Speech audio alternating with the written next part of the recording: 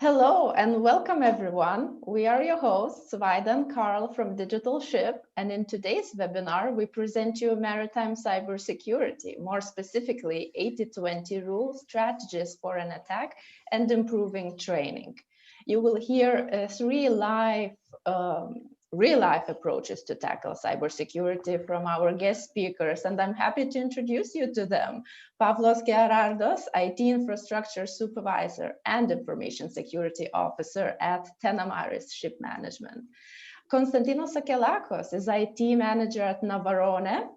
And lastly, Rory Hopcraft, a Research Fellow at Cybership Lab at the University of Plymouth. We are very thankful to the sponsor of this webinar, Autosat Maritel, who provides SATCOM services in the Greek maritime market. We encourage the audience, all of you, to ask questions simply by typing them to Q&A box. And now we are starting off with Carl's observation about cybersecurity in the maritime. Let's go, Carl. Okay, thank you, Vaida. So what I think our theme as it's sort of emerging is how cybersecurity is evolving. It's been a sort of very technical subject in the past, but now it's becoming much more of a human one. So it's a risk, but the maritime industry knows all about risks. The maritime industry is good at managing the commercial risks. The maritime industry is good at managing the technical risks. And the same approach of being really amazing with risk management, we've now got to add to cybersecurity, and we manage risks in this industry with human expertise and with judgment, knowledge and understanding, and it's all very much human skills. And in the world of cybersecurity, like in many other parts of shipping, it's very, very easy to get a lot of data, but the challenge is getting useful insight out of that. And also, like other parts of shipping, it needs a lot of explaining skills. So there's a lot of explaining and training with staff.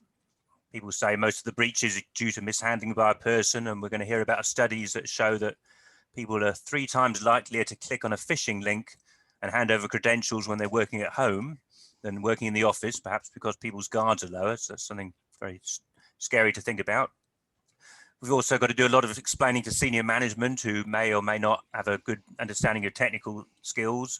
And you've got to be honest about what the problem is and also explain how you're going to fix it. And there's new challenges coming into the cybersecurity world with we call it operations technology, or you might call it engines or other automation systems on board ships. I mean, you can't use the standard IT cybersecurity tools like penetration testing on the ship engines. Another issue that's coming up is suppliers. So a lot of suppliers asking to have direct access to their equipment on board ships. So as an IT department, you've got to trust their cybersecurity processes are good enough. And we heard a story about somebody who did a visit to a supplier's office in 2018, and they were still using Windows XP for everything. And we also like cybersecurity to be an enabler of good businesses, not just something driven by regulation. So our first speaker today, Pavlos Gerardos, is the IT Infrastructure Supervisor and Information Security Officer at Tenamaris Ship Management. So he's going to talk about applying an 80-20 rule in building a solid foundation for the company's cybersecurity program. They've got 95 vessels, which is something like 63 tankers, 20 bulk carriers, 4 container ships, 4 LPG carriers, 4 LNG carriers, and 5 new buildings. Then we'll hear from Konstantinos Sakalakos, IT Manager of Navarone, who's going to focus on what small IT teams can do to cover the response gap during cyber attacks, and particularly when attacks happen when it's not a very convenient time, which hackers often like to do, perhaps during the weekend. So they've got 25 handy-sized dry bulk vessels in their fleet at the moment. And finally, we're going to hear from Rory Hopcraft, who's a research fellow at the University of Plymouth, and he's going to talk about cyber training methods they've developed for seafarers, including they can do simulated cyber attacks on a simulated bridge and see how the real human interactions work. So to start off with, I'd like to welcome Pavlos to give the talk. Cheers, thanks. Okay, just give me 1 second.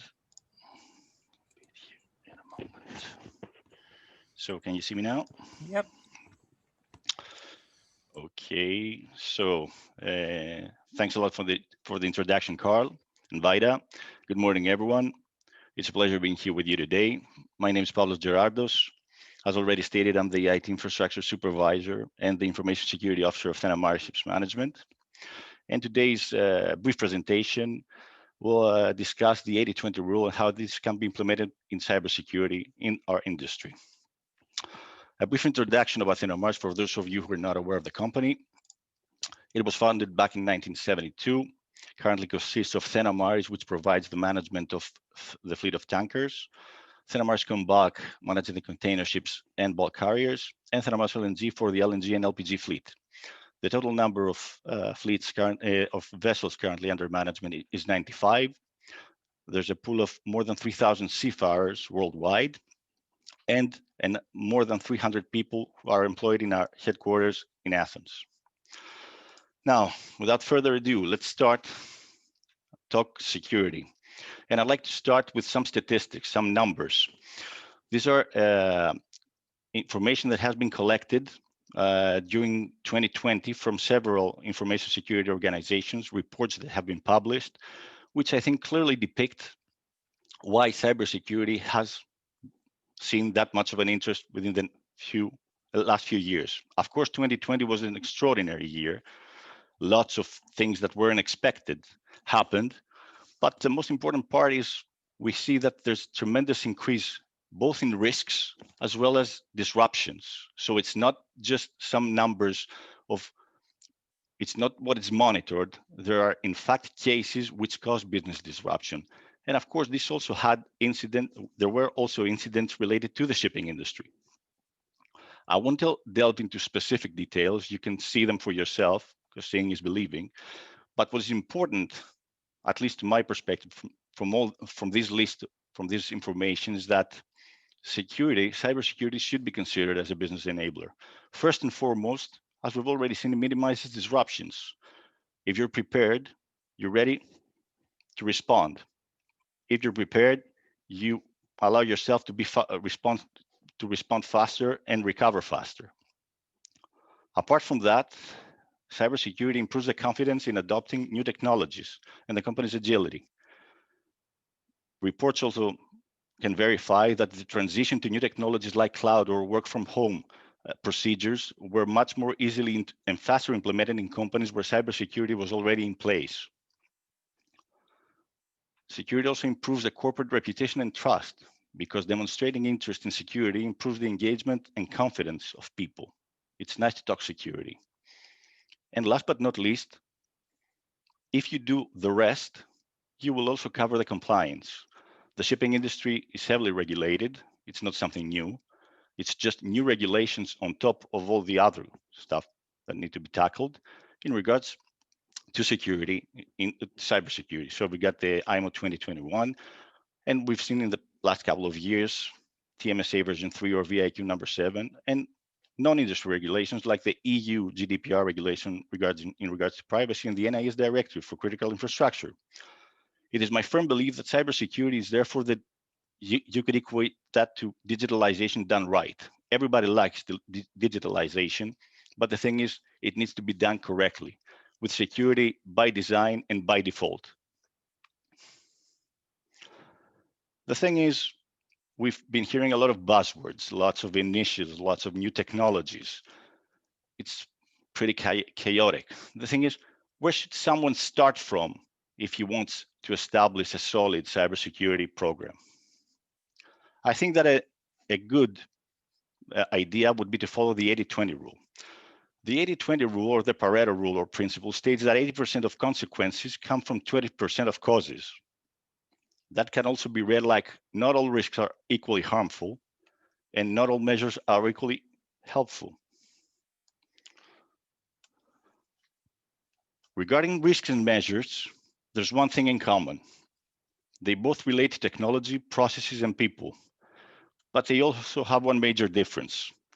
Risks are subjective. You only know your critical 20%, whereas good cybersecurity measures are objective, which means that there are technical and there are security measures which have been verified again and again in several cases, and almost the same critical 20% continues to provide value.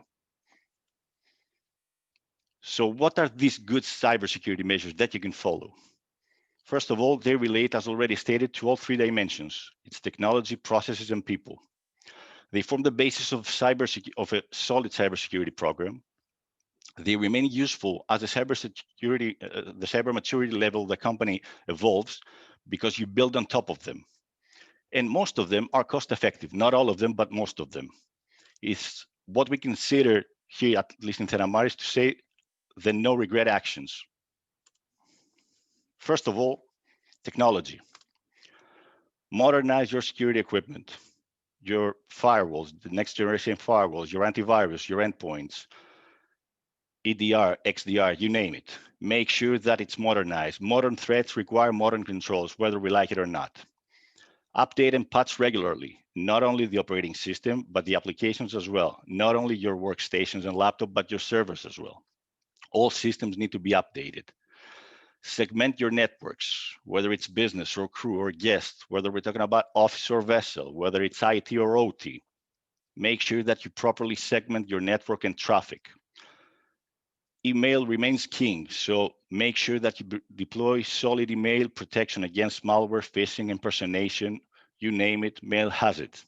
And last but not least, especially in the COVID era, we've seen that happening. I mean, it's one of the most prominent measures. Use multi-factor authentication whenever possible. Processes. Start by understanding your exposure and readiness. You should run periodically risk or vulnerability assessment or check security ratings. There are several service providers. It's a very promising technology for cybersecurity. But whatever you do, first evaluate, then make sure that you act on the results. Improve your visibility. You should have created or create now and update regularly your IT and OT inventory, both for office and vessels. And also make sure that you have a third-party access register. That goes to supply chain. Who accesses what, where, and why. Set your policies and procedure. And I'd like to say that this is a very important tool, especially when other measures, mostly technical, cannot be implemented. That goes especially for the OT systems on board vessels. Manage your admin accounts. Exercise the least privilege and need to know principles.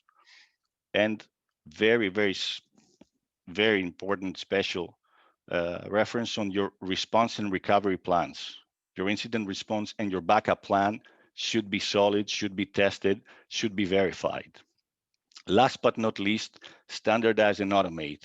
Standardize and automate whatever you can, either software, hardware, your system configurations and procedures. Automation will go the long run and it will provide value.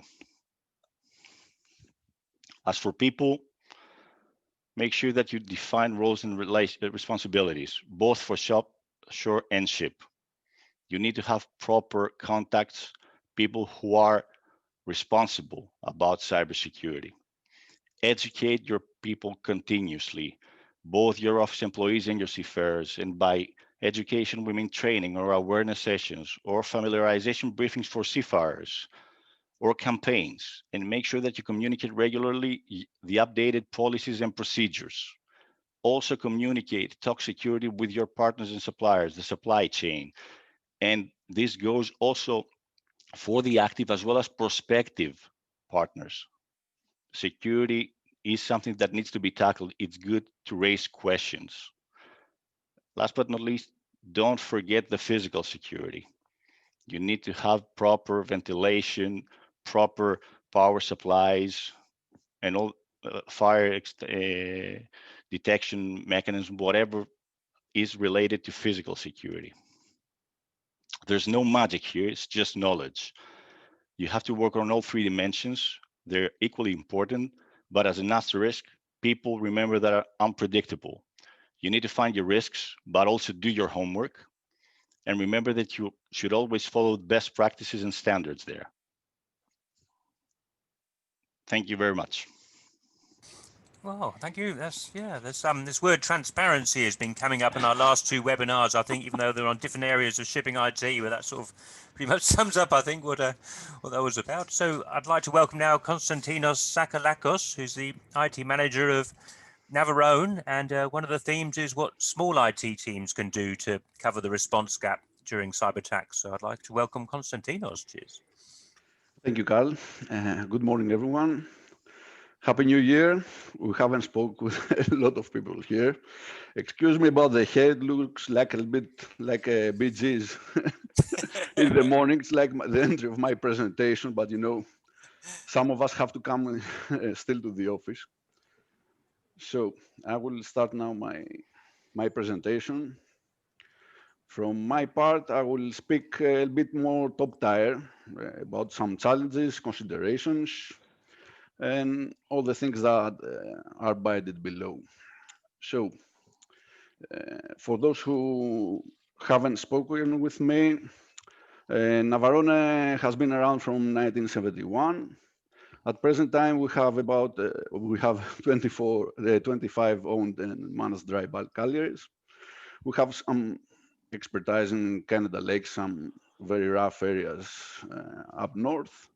Personally, I'm about 13 years in the company, and if we all survive COVID and the zombie apocalypse, I hope that will be 14 next year.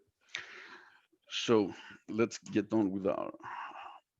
In the past couple of months, I have participated in some webinars, which were very interesting because they were webinars for business people, business maritime people, and not targeted to IT exactly. Most of them were, of course, discussing the cybersecurity issue. I have heard a lot in them. The main input that I got from a lot of the owners was that, okay, we have a recipe, we'll put 5 grams of antivirus, 1 pound of firewall, a few pinches of training, and everything is in order. And of course, a lot of USB locks. You have to have those USB locks on board. So, apart from joking, what business said? First of all, they talked about not having someone exactly responsible on board, but just a go-to person. I don't know how this suits our IT departments, and I don't know how is this compatible with maritime industry in general, when most of the responsibility we are aiming to keep it to the vessel side and not take it to the management or owner side, with what this means in terms of assurance and insurances. Second of all, we had a small discussion there about having a specific IT or electronic officer. But this was a very big no-no by any of the business people who heard it. Some of the owners were, as usual, already were complaining that they are already spending enough for the IT departments, and then now they have to spend even more for something that they do not understand.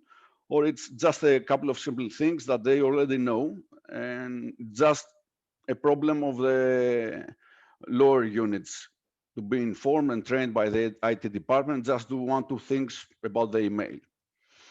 Most of them, they were discussing that they already have a management manual in place, and that having that big block of a paper is enough. Part of them, that's about the email, which, yes, of course, is a very, very big problem, but not the only one.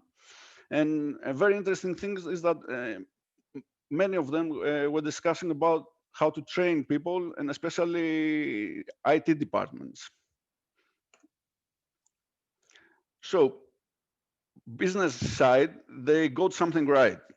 First of all, I think that we all agree at this point that it's about people. It's not about driving to very technical things. Second of all, we have to insert there some kind of a RASI model for accountability and responsibility. I agree also with Pavlos, as he stated also in his presentation. We need to know who is responsible, and we need to have this answer from the business units. If it is the IT department, they have to know that if something happens to the vessel, this responsibility will come to the company. Also, they were discussing about training and spending on IT personnel, which is a prime requirement. We had a small discussion regarding if the IT manager can fill those shoes and if he can be the CISO in companies like ours that IT departments are range from 1 to 4 people. It's not easy to have in the payroll a full CISO officer. So does the IT manager have the time to fill those shoes? So they all acknowledge that there is an issue with cybersecurity, with various acceptances of criticality. And they also acknowledge that the issue requires some specific tools and training of the people, and some of the participants that they require a plan on all of this. So this is from a very known movie. I suppose most of you have shown the video where this guy is screaming to his generals. So this strategy has to come either from the top management, the IT manager, or in collaboration of those two. My point of view is that we need to have some kind of framework used. That was also my opinion in my last presentation, as also Pavlos was stating. Here I'm only mentioning ITIL PMI Prince. All this just lead to certain specific strategies about selecting a service portfolio. So there are too many solutions out there, and you need a plan what to select. So using these frameworks usually frightens small IT departments due to this cloudy bureaucracy that may come as a result. But the point is that you can cherry pick what fits your business currently and then implement along the way whatever it's possible with your resources. And that will also bring you in alignment with the business goals, because you will sit on a table and you will have to press them to go through a specific procedure and framework and get specific replies. And they have to understand that they have to give them to you. You're not a magician. You cannot know everything. Also, a very important thing is that in all these frameworks, there are specific chapters regarding keeping assets and investments safe. So they will also understand as a result that we are not just buying antiviruses and firewalls and whatever is the solution that you need, but you have a main purpose, and the purpose is to protect the asset, to protect the vessel and the vessel service. And that brings you back again to ITIL and having a service-oriented target in your mind. So a very important thing here is to leave out all the jargon. Okay, I have been in a lot of discussions the latest days. A couple of days ago, I was discussing with some companies for a conference room, and one of those suppliers was just throwing 200, short sentences which were not understood. So it's very important to treat our business departments with the same thing in mind. So next step is that most of you will be treating your security with a tiered approach. Even the classification societies do not expect you to go from tier 1 to tier 4 to tier 3, let's say. There are 3 tiers out there of cyber security specific just one day. They will be happy if you cover just the bare minimum as are stated in BIMC or other documents before going to something huge like ISO 27001 or whatever. And so here, I take as granted what Pavlos stated earlier, that you have an antivirus, you have a VPN, VLAN, your firewall is layer 7, everything is patched, you have encryption policies, you have already performed some vulnerability scans, pen tests on board the vessel, physical security, your manuals are all in order. So that means that you are already at least at tier 1 to tier 2 level of security. You have already have a plan what you want to do. And what would be your next step? For SMB, big solutions like CM or access control, there are almost 20 or 30% of our budget. So it's not easy to invest in something like that. Second, one of the questions that came to our minds is what are the most critical assets? What is the most possible asset on board that will be hit? Is it easy for them to destroy our switches or our firewall with a brute force attack? It is a possibility, but the most possible answer is that they will target an endpoint. So following that thought, we were discussing how we could apply this 80-20 rule. So we can have a fast, inexpensive, and an effective solution that we can deploy to the vessels and to the home office and bring this, second to third tier serviceability and operability. Also, a very important thing is that we need to have a managed service, since we don't have 3 guys here to have 24-hour shifts. And as Carl stated in his presentation, we cannot be awake 24/7, and the attack can happen during a weekend day or 3 o'clock in the morning. So it's very important that we know that when the attack is going on, someone will respond to that event and will not just look at it in 8 hours. So our focus here is on the incident responses. We have all the plans set up. We have seen that there is a very big gap when we have an actual incident on board or in the office.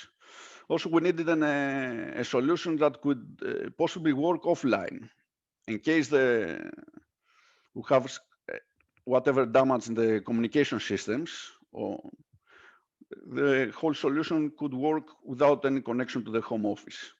A possible integration to CM or whatever system that you have in mind to put in tier 3 of security.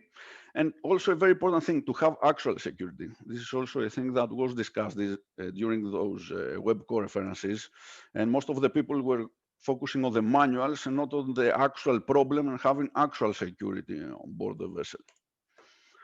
So here are folks, something's not something new. It's just something that we have been doing the last months. We have screened several vendors regarding EDR. For those of you who haven't heard it, this is endpoint response, detection and response. So that means that it's an actual security for your hosts. It can see some things about the network, but it's not snort. It has a specific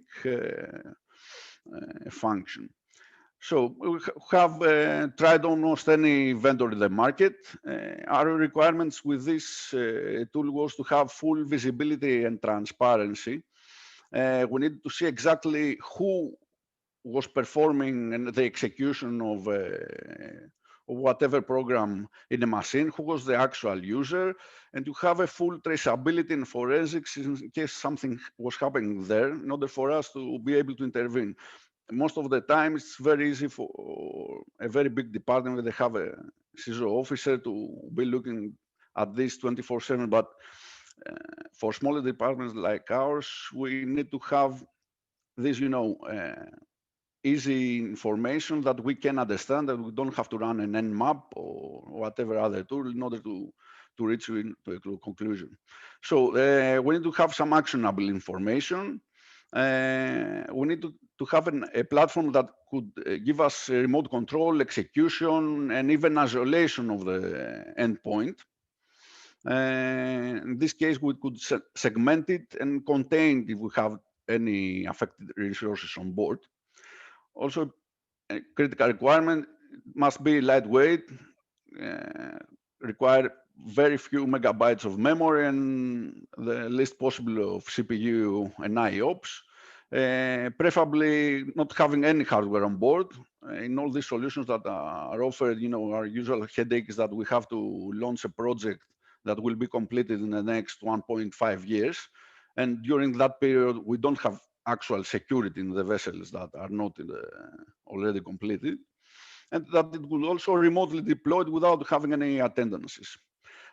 Also, a supplement to the current antivirus without having to go straight to a full CM solution. And a very important thing is to have a think SOC. What I mean here is that there are companies that can bind this EDR solution as an MDR, as a managed detection and response. And that means that you don't have to buy a full Splunk, but you can buy the EDR solution and bound it with a provider that can offer this 24/7 support. And if something happens to one of the hosts, you can either have some automated scenarios that will act on the endpoint, and also at the same time have an engineer that, depending on your SLA, can intervene whatever is the time of day. And also a very important thing for us to protect bring your own devices and all those roaming laptops and computers and personal computers and tablets and whatever your people are using, because in some companies it's not easy to buy 50 laptops for the personnel or just give the computers of the home office. And I'm certain that a lot of your people are performing a lot of shadow IT in there in order to connect to the home office. So to complete my presentation, the whole point here is we need to find some balance between security and our business goals, and to have something fast deployed that can cover those business goals, which is to protect our assets, and also have something that is not disrupting the everyday operations of the vessel. Thank you for your time. Wow, thank you very much. I think you've done a great job at showing how challenging this stuff is, but also showing how it can be managed, I think. So that's very, very helpful. So I'd like to invite now Rory Hopcraft, who's a research fellow at the University of Plymouth. So he's going to talk about work they've been doing to develop cyber training methods for seafarers. So I'd like to welcome Rory. Cheers.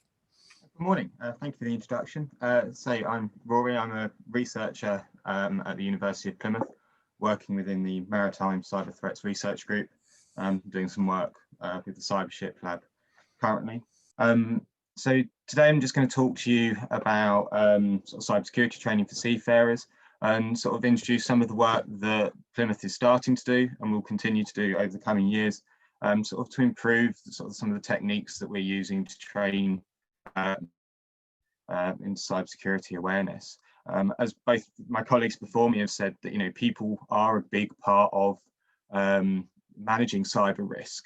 So it's important that these people are trained to understand the systems that they're they're working with on a daily basis, and understand how, if something happens, the best way to respond to ensure that there's continued safety and security for themselves, the ship, as well as others, and the wider systems that they're part of. There we go.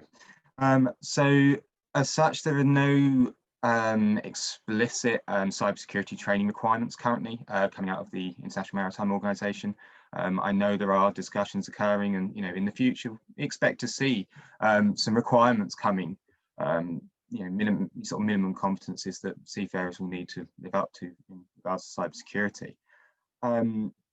Obviously, the primary document from the IMO is the STCW Convention that contains all the competencies that seafarers must demonstrate.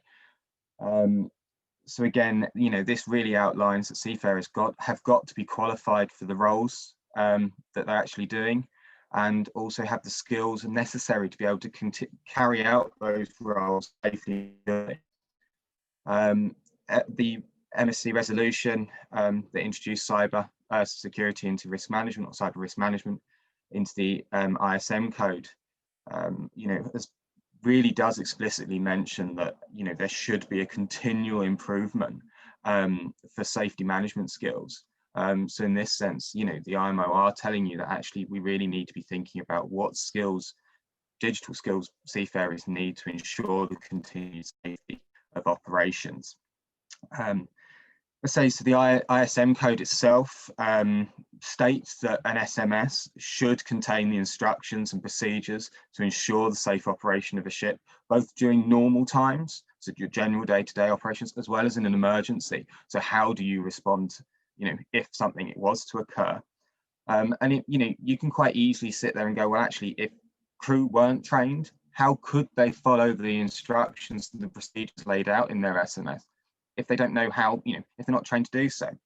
The IMO and the maritime sector in general has had a long history of really focusing on the human element, and saying that, the humans in the system are the biggest part of safety. And that, the IMO has again argued that safety is a massive part of, based on training and experience of the people that work within it. There's some real motivation here that actually cybersecurity should be delivered. So how should we deliver that cybersecurity training? Well, the STCW Convention outlines 3 levels of responsibility on board. So support level, which is everybody, operational level, which is your junior officers, and your management level, which is senior officers. And the MSC FAL circular for interim cybersecurity guidelines states that, you know, cyber risk management should be appropriate for the right levels and responsibilities of those people on board. So what you're expecting an officer to do will be very different to what you would expect a rating to do on board. And the training that you're providing should be realistic to that. So you can see from this sort of figure, at the sort of top level, you've got the management, and, you know, they need a large amount of knowledge and understanding about the systems and the way these systems that they're working with are integrated with other systems, and the impacts that if one system goes down, you know, what knock-on effects that could have on other systems and the safety and operation of the ship. You know, they need very specific understanding, you know, risk management side of things.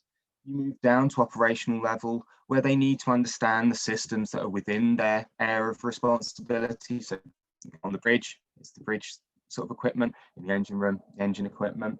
And again, they need to understand some of the general cybersecurity principles to operate those systems, but also some of the idea of how they can interact with other systems, maybe not necessarily inside their area of responsibility. So the engine management control systems, you know, how do they interlink with the systems and the software that's up on the bridge? Because if they notice something down in the engine room, they may need to notify the bridge that something's occurring and be able to tell them, actually, you probably want to have a look at that system because it could be, you know, could be working wrong. And then down at the support level, you know, you're not expecting these, you know, the people at this level to be experts in cybersecurity. You know, you're expecting them just to have that broad level cyber awareness, sort of cyber hygiene, as it's often called, level of training, where they know not to plug in a random USB stick into the bridge. You know, have a strong password, don't share login credentials, lock doors behind them, you know, things like that, just general awareness that actually just raises the minimum level of cybersecurity on board. And, you know, the US Coast Guard at the end of last year, beginning of this year, released a work instruction that outlined how they were going to be implementing the resolution that came into force in regards to cyber risk management and the SMS. And they've basically worded it to say that if, you know, if crews can't demonstrate a reasonable level of cyber awareness, that could constitute a failure of the SMS. You know, so there's a real impetus now that actually operators and owners should be providing their crew with, even if it is just a basic level of cybersecurity awareness. You know, there is that need to be there, and without it, you know, you're putting the ship and others at risk. So what is, you know, the major challenge now for understanding and, you know, the type of training that people need is the fact that actually no two ship systems are the same. There are so many different vendors, so many different systems, all integrated in different ways. The ships themselves, they're going on different operations in different environments. They've got different crew on board. And as we know, humans don't act rationally. So even if everything was identical, one crew will operate a ship slightly differently to another, and that can have a different, you know, an impact in a, you know, in the case of a cyber attack. So, you know, this makes it very, very challenging to actually understand what sort of level of training and what type of training needs to be provided. And, you know, there is no silver bullet in cybersecurity, and there is certainly no silver bullet here in terms of what needs to be trained. So this, you know, this is very much down to a company to determine what is appropriate for their crew to be trained on. Because I say there's no point a company offering training for, you know, security training for a system that they don't actually use. You know, it needs to be appropriate, it needs to be specific, and it needs to be timely as well. You know, there's no point waiting for a massive cyber event to occur on one of your ships before going, actually, we probably need to tell people about that. You know, you need to get in front of the curve and need to understand what your systems are doing, how they operate, and teach people how to secure way. So this is where the work that Plymouth are doing within the Cybership Lab comes forward. So the lab itself has two parts. It has our equipment vault at the back, and it has the lab at the very front. So what the lab does is it's a collaboration with industry to try and help develop the tools and understanding about cyber threats that systems face, but maritime systems face. So the project itself is funded by Research England, and it has industry partners as well. And the idea is it's creating a configurable maritime platform. It's all hardware based. So the equipment vault will contain physical pieces of equipment, many of these that you'll find on ships commonly. And what the whole idea of the lab is that it will allow you to come in with a specific bridge configuration, and the system will be able to build that configuration for them in the lab, and then we can run tests against that simulation. So this allows us not only to look at bridge systems that are currently out there and configurations that are already out there, but also new systems. So if a company, if a company is looking at building a new ship, they can come and we can test those systems and their integrations before it's actually put into practice.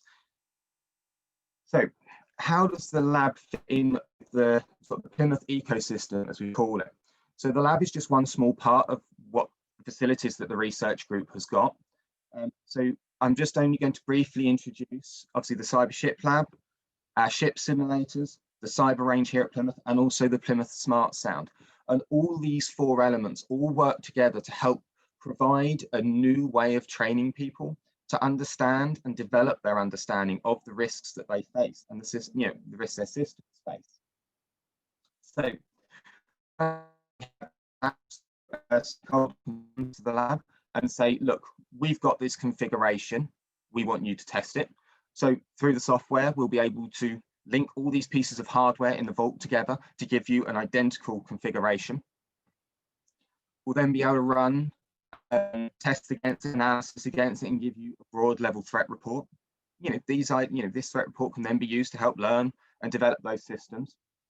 But what we can do, we can take that sort of configuration, we can go to our cyber range, and we can start looking at some of the malware that's currently out there and start seeing if this can impact that system. We can also go one step further and actually create custom malware we know will deliberately attack these systems. And when we feed this back into the lab, we can say we can run this malware against them. We can understand what parts of that system are compromised and how it spreads through the system. We can then understand what the symptoms of that cyber attack will be. So a piece of malware that attacks the ECDIS may eventually end up attacking the engine management system and locking down rudder controls, for instance. So we can understand what the impacts are of that cyber attack, feed that back to the company so they can again understand what kind of training people will need to be able to deal with these kind of incidents that are specific to their ship systems. But we can also take this understanding and knowledge that we've built from that configuration and put that into our own ship simulator, where we can put companies' crews in those, in our simulator with the same setup that they would look at on their bridge of their actual ship, and we can actually hit them with these cyber attacks and these pieces of malware to see how they will actually react to them, and then again help provide this understanding of what training needs to be given to help crew deal with those situations and raise awareness that these situations can actually occur. Obviously, all of this then feeds back and we can create a report that contains lots of solutions and mitigations that operators can use. But importantly, because these are tested against sort of hardware setups, we can actually provide tested responses and solutions that will help develop a company, increase its own cybersecurity awareness, be able to manage its cyber risk, but also provide the training that it needs to understand where you might not necessarily be able to manage the risk fully, where training is needed. And then finally, as part of Plymouth University, we have access to the Plymouth Smart Sound, which is a test bed effectively that you can use to test autonomous systems, digital systems, and sort of maritime technology in general. And what we do is actually from the lab, once we've run the assessments in the lab and things, we can actually run these on the real vessels if we can in the sound and then actually be able to have the crew on the real ship understanding what impacts this can have on their system, and be able to provide them real hands-on experience and learning to be able to manage those attacks and things in the future. So that's all from me. I say, if we have any questions, drop the lab an email. We're also on Twitter and things as well. So touch base. Thank you. Well, thank you very much. Well, that's great. We'll move into the Q&A part of the webinar. We've got 6 questions come up on the Q&A. I mean, something that strikes me is just how broad this whole subject is. I mean, I know what a shipping purchasing manager does. I know what a chartering manager does, but what does a cybersecurity manager actually do? It's not something you can define in a couple of lines by the sound of it. It's training, communications, management, and more. But I suppose if we start off with maybe try and have quite short answers. So we've got 15 minutes. Stefanos is asking about penetration tests, how you do them. Is that something Konstantinos or Pavlos you have a short answer to? I can speak first. You're on mute, Pavlos, anyways. Yeah, I'm on, yes. Okay. Please start. We are not doing as many as we want, to say for sure. So we have started with the vessels, which is a requirement for us due to the new ISM regulation. We have done a vulnerability test for the office, and we are now looking into a full penetration test for the office side.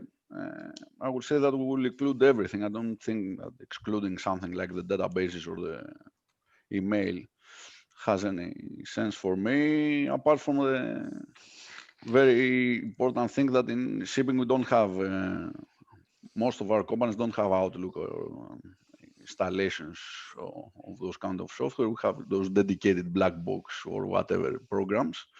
And then we'll need some collaboration with the vendors, what to hit in their solutions. So our plan is to have a yearly plan for the office, which is very possible to perform. But for the vessels, it's not easy to perform one penetration test per vessel. We'll go with penetrating per system group. Well, Pavlos, do you want to say on penetration tests?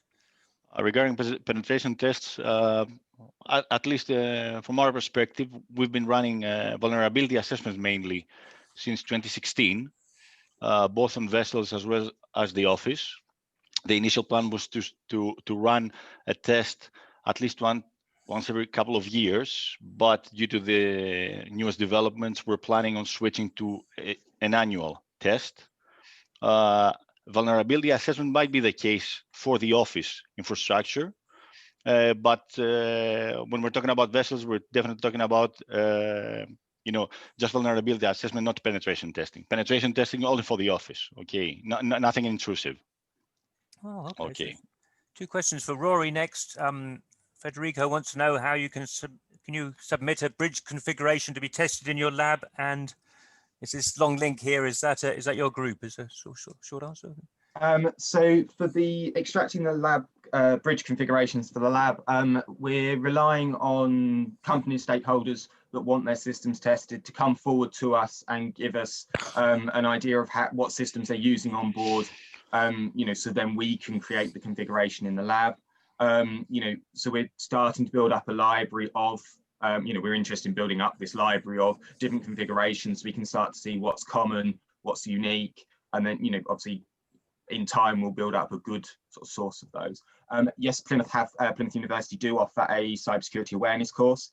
That's run by our Dartmouth Centre for Sea Power. It's not actually out of our research group itself, but it's something that we're working with in terms of actually, how can the work that the lab's going to do in the future help develop that learning and keep it relevant for the future. Okay, so we've got 3 interesting questions now. Could be both for Kostas and Pavlos. Maybe we can do them all at once, but there's too much to answer in 10 minutes. But if you've got any thoughts. So what do you do with ships which are over 10 years old? How do you handle the lack of knowledge from managers and the fact that they're cost driven? And what do you do about amateur cybersecurity managers? Is that have thoughts either of you would like to share on those subjects? Please, Pavlos. Okay. Let's switch. Okay, I'll start this time. So, first of all, regarding the question from Mr. Abercrombie, regarding the security by design and security done right, and the problem that we're facing with vessels. I mean, it's one of the problems that we face every day, and there's no silver bullet in cybersecurity, especially in regards to OT security.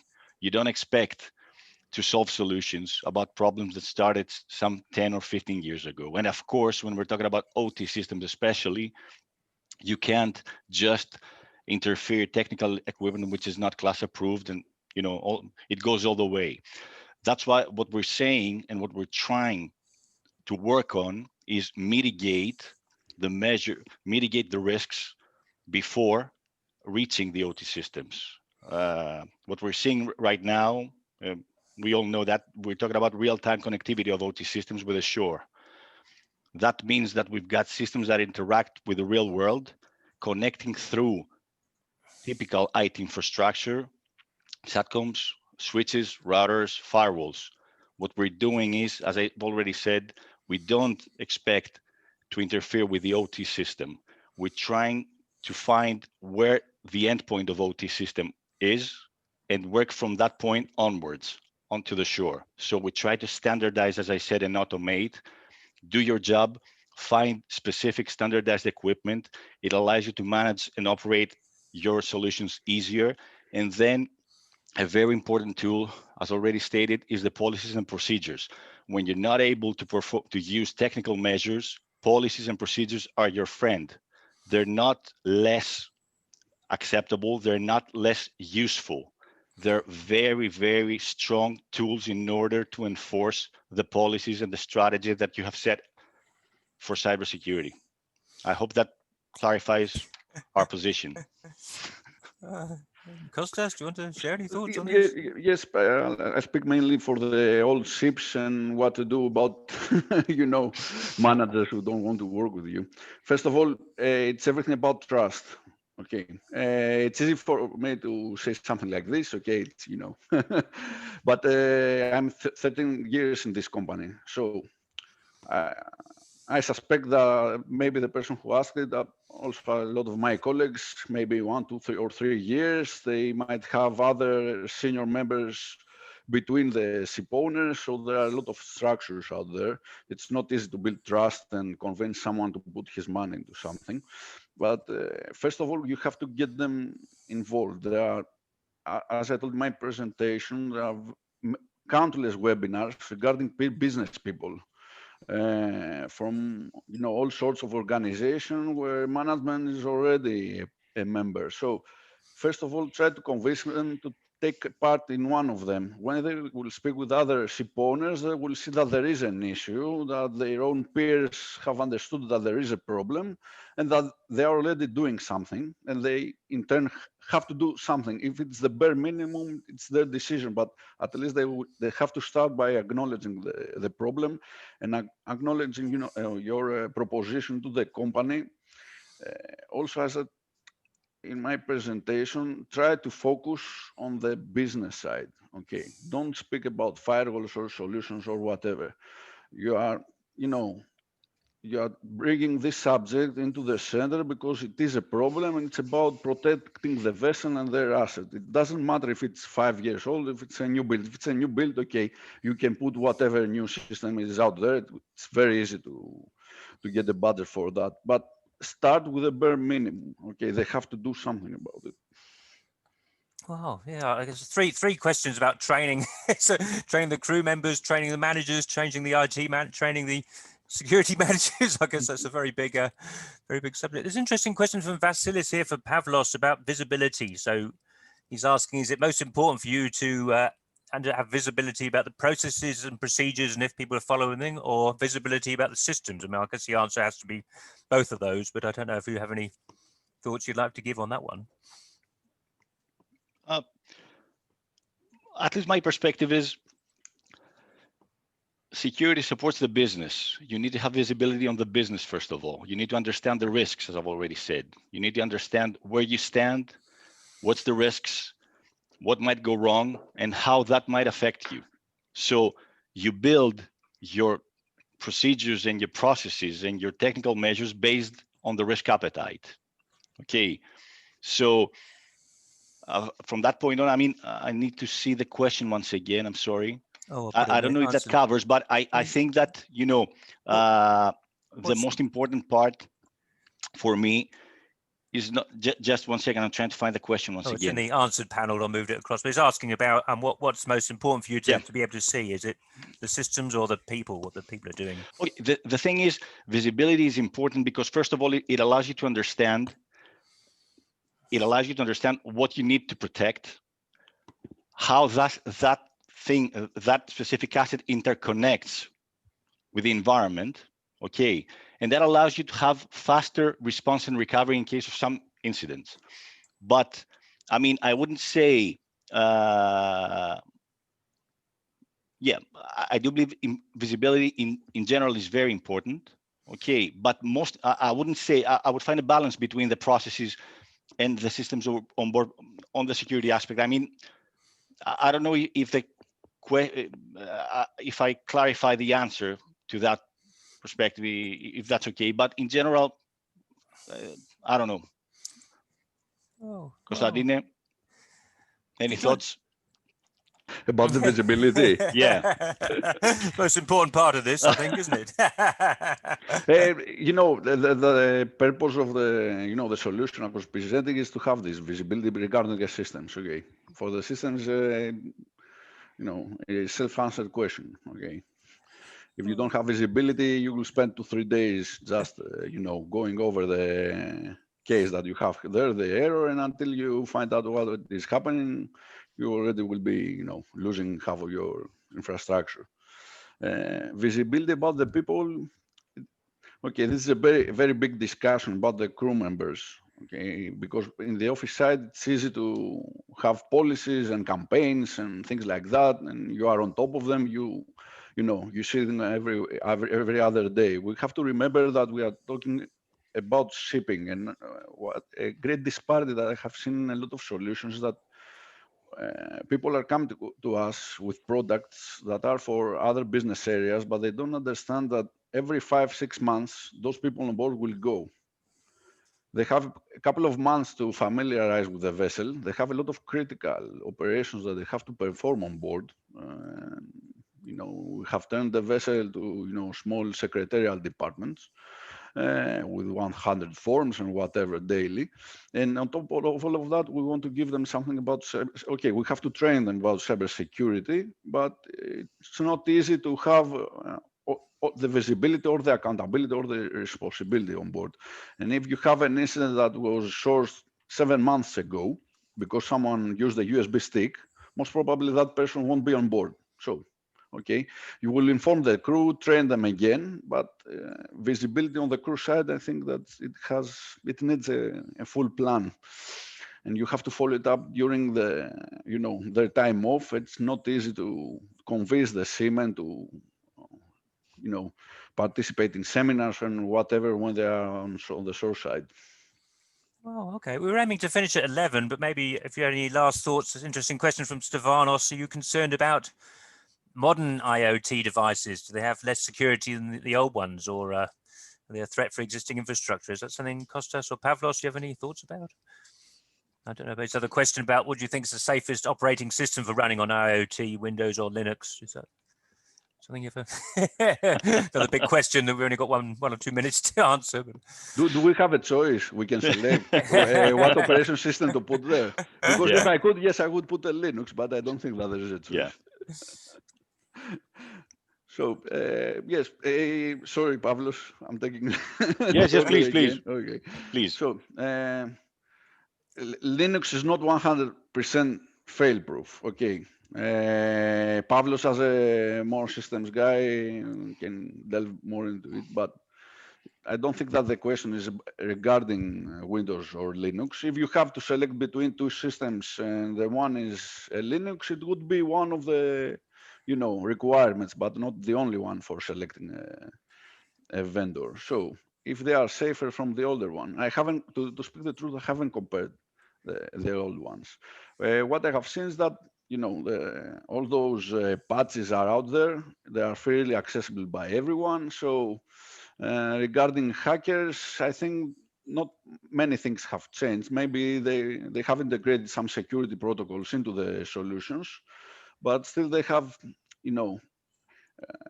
a variety of access to resources in order to prepare and be able to damage those OT systems. Oh, okay. Now, this question from Marios. I think we've covered this. How easy is it for a shipping company with large fleet of vessels to ensure vulnerability checks? I think the answer is it's not very easy, but I guess that's what we've been talking about. I think we're out of time now, so I guess we're pretty finished on time. I'd like to thank everybody. That's fascinating. A lot of discussions, a lot more things to to explore further. But I'll pass back to Vida for the closing words. Cheers. Thank you. Over 300 of you registered to this webinar, which I think proves that cybersecurity is not going away and we need to share more ideas about it. So thanks to Pavlos, Konstantinos and Rory who spoke up about their ways, how they are approaching this issue. And I heard amazing idea, involve your management into webinars. This is how we can raise their awareness. And join us next Thursday and learn a bit of a different subject, how to get maintenance instructions for onboard equipment in digital format. That will be about digital standard of ship decks. And now Digital Ship is signing off. Take care. Bye. Bye-bye. Bye. Thank you.